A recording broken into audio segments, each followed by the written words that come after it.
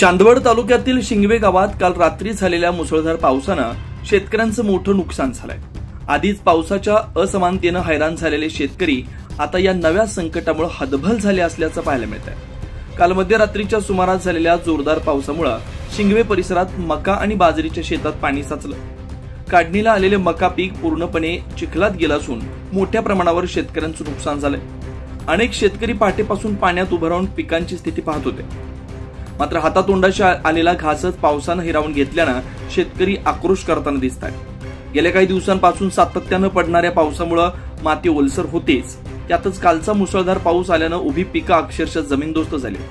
शेतकऱ्याचे 3 ते 4 महिन्याचं कष्ट आणि हजारो रुपयांचा खर्च वाया गेला। या परिस्थितीत स्थानिक प्रशासनानं तात्काळ पंचनामे करून शेतकऱ्यांना आर्थिक मदत देण्यात यावी अशी मागणी शेतकऱ्यांकडून केली जाते। शेतकरी संघटनांनीही प्रशासनाला तातडीने मदतीसाठी पुढे येण्याचं आवाहन केलं।